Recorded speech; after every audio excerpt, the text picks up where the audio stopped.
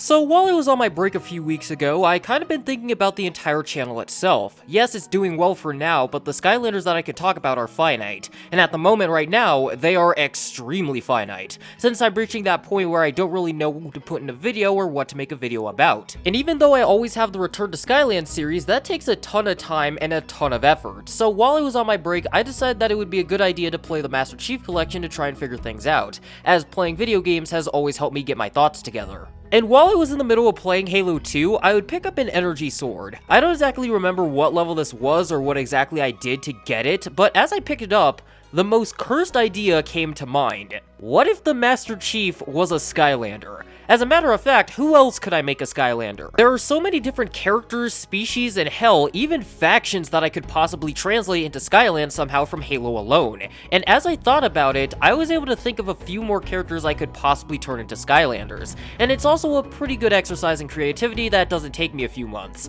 This video is going to be about the Master Chief specifically, and if this does well, I'll make a few more videos on other characters from the Halo franchise and elsewhere. And hey, this may become another series on the channel. So with that out the way, let's get into this.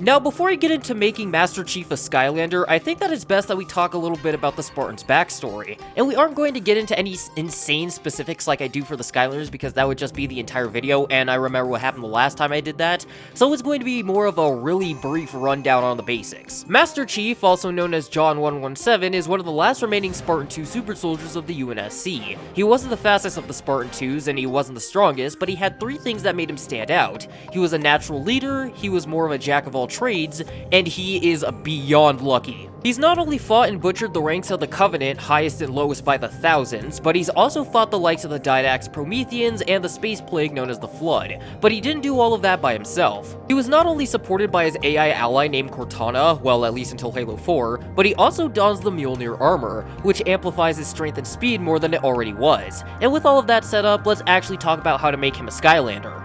Now, one of the biggest hurdles I wasn't expecting for this video was Master Chief's appearance because, well, he has like 5 different suits. The Gen 3, Gen 2, Mark 6, Mark 5, and Mark 4. Now, for obvious reasons, we're not going to use the Mark 4 in the Gen 2, since the former nobody really knows about, and the latter is regarded as the Master Chief's worst suit. So that just leaves us with 3. The Gen 3, Mark 6, and then the Mark 5. And personally, I want the Master Chief to wear the Mark 6 armor. Now, I know it may sound strange since we have the more modern Generation 3 armor from Halo Infinite, and they basically look the same, but for me, I like the Mark 6 a little more than the Generation 3, as the color just looks better, and I grew up with this armor, so it has a little more nostalgia for me than the rest. This does raise the question of how I'm going to work things like the grapple hook and other equipment into the game, but that's a road we'll cross when we get to it. And then I realized, how am I going to work all of that stuff into Skylanders? Skylanders have at most 3 different buttons to use and split their abilities across, while Master Chief by himself has a multitude of iconic weapons and abilities that I just can't implement by themselves. Hell, by the time of Halo Infinite, Master Chief has like 7 different weapons that many people associate with him specifically, so I would either have to do one of 2 things. Lock Master Chief to 2 specific weapons, his usual MA-37 combat rifle and M6 pistol, which would just be very painful since that would just completely ignore almost the Master Chief's entire arsenal of weaponry, or I somehow have to make all of these weapons work, which all have a multitude of different paths that I could take, and each of them have some sort of major drawback. And then I realized something. Now, throughout the entirety of the Halo franchise, you could carry up to 3 weapons, either through dual wielding, which I'm just going to be straight up with you and say we're not going to do because holy hell, that's going to be a nightmare to try and make work, or through picking up something like a machine gun. But one of the biggest aspects about Halo is that you could take whatever approach that you want when engaging enemies, and this includes swapping weapons with defeated enemies. Now, I know that this sounds a little wacky, especially when it comes to Skylanders, but then an idea came to mind. What if enemies drop different weapons that the Master Chief can swap to depending on what kind of enemy they are? Would it make sense that the fantasy creatures are dropping weapons that come from a human civilization 500 years in the future? No, not really, but to be honest, it doesn't really matter in this situation, and you can switch to these weapons by standing inside the glowing sphere that they're contained in and holding the X button down, but you have to be still when you do so. So with that said and done, let's actually get into how the system is going to work. Now, when it comes to Master Chief's arsenal, they're all going to be split across 3 different groups of enemies. Tier 1 enemies, which contain stuff like the normal Greebles and Trolls, and things like Chompies won't drop anything. Tier 2, which are enemies that are slightly beefier than the cannon fodder, and Tier 3 enemies, which consists of things like Gear Golems, Troll Stompers, and Bruiser Cruisers. And before I hop into this completely, each of the weapons scaled to a Greeble if it was something like an elite with shields, specifically the Halo 2 elites on easy. So with that out the way, let's get going. The first class of enemies have a 50-50 chance to drop either the normal Magnum, the Battle Rifle, the Assault Rifle, or the DMR, and they all function the same way as automatic weapons with different firing speeds, and each holding 200 ammo. And because of this, whenever you fire your weapon without moving at first, he is going to stay still and allow you to aim with the left joystick unless you're firing while jumping or picking up another weapon.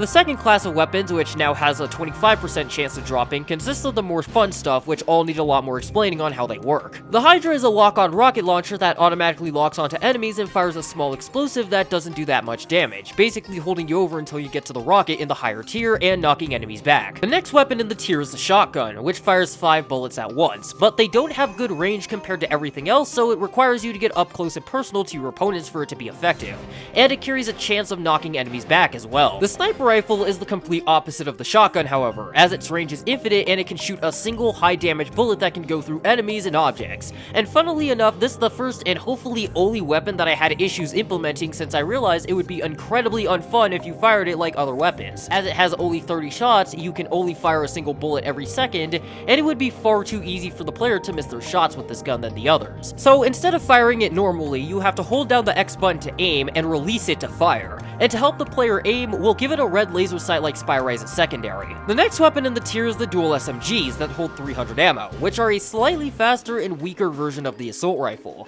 but it does grant the Master Chief a 15% speed boost to cover that. And the final weapon in the second tier is the Saw from Halo 4 and 5, and it functions like the assault rifle from tier 1, except that it has way more ammo, 400 to be specific, it has a faster fire rate, basically dumping the entire magazine. And since we're here, the weapons won't reload, they just have ammo or battery counters in the top right corner of your screen. And since I forgot, the Hydra has 40 ammo and the shotgun has 60. So with that finally over, let's get into the final tier of weapons. The final tier holds the Railgun, Spartan Laser, Rocket Launcher, and finally the Halo 3 Flamethrower. And they don't have a drop stat, they just drop outright when you defeat one of these harder enemies. Now, the Railgun shares the same mechanics that the Sniper Rifle has, but instead of the damage of the bullet staying the same, the Railgun gets stronger the longer you hold it down, and it caps after holding it down for 3 seconds. And it consumes between 3 and 9% of the weapon's battery, so you can't just charge it until you drain the battery and fire a tactical nuke at your enemies. The next weapon in the tier is the Spartan Laser, and this is the only weapon that requires you to stay still to fire it, the weapon charging up and creating a laser sight for you before firing a laser that not only pierces,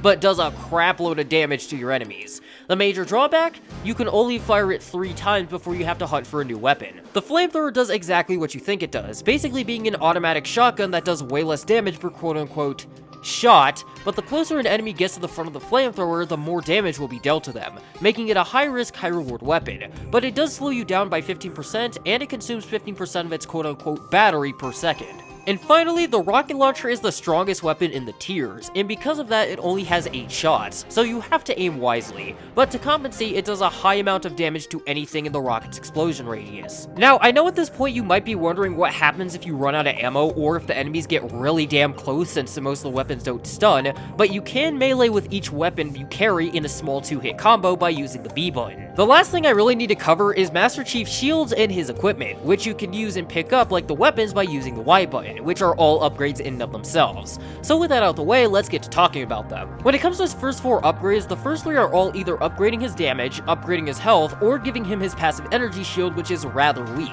only blocking a single hit. The one that really does matter is the Spartan's Kit, which causes defeated enemies to possibly drop equipment from the Halo games. And since there's already so much stuff going on with the Chief, we're going to give him only 3. The Bubble Shield from Halo 3, the Grapple Hook from Halo Infinite, and the Overshield, which is consumed when used and makes the player immortal for 3 seconds. Basically a get-out-of-jail-free card that can be picked up and used once while the others are on a cooldown once you use them. This then leads us into the 2 paths that he has, a Spartan's Will and a Spartan's Arsenal. Spartan's Arsenal puzzle mainly focuses on Master Chief's abilities, like improving his weapon accuracy since some of the automatics have bullet spread as the first, and as for the second, it makes his 2-hit melee combo a 3-hit combo, which ends with a left hook that knocks enemies back. The third isn't anything really special, it's just a boost to physical attacks. So with that out the way, let's talk about the second path, Spartan's Will. Spartan's Will mainly focuses on improving already existing aspects, like making his shield stronger, increasing his health for a second time, and making his overshield last longer for the third. And finally, we can go over his final upgrade, which I'd like to call 117, which is basically the damage boost and speed boost combined that you can activate by pressing the B and Y button together. And instead of siphoning your health like Stitchcraft's does, it just has a super long cooldown. And with that said and done, let's get into the last piece of the puzzle when it comes to making him a Skylander. Finding out what his element is. It's tech.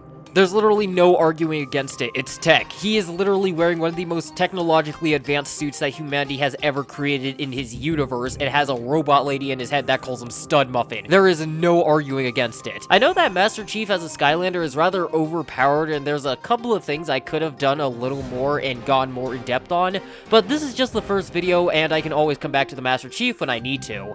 But with that out the way, I'd like to thank you all for watching. Like always, hit the subscribe button if you enjoy videos like this, share this around so I can grow as a channel, leave some comments down below to make the algorithm happy, check out the playlist for Return to Skylands, its Discord if you want to help, and the lore I've covered so far in the description below along with the music, and I will see you all in the next one.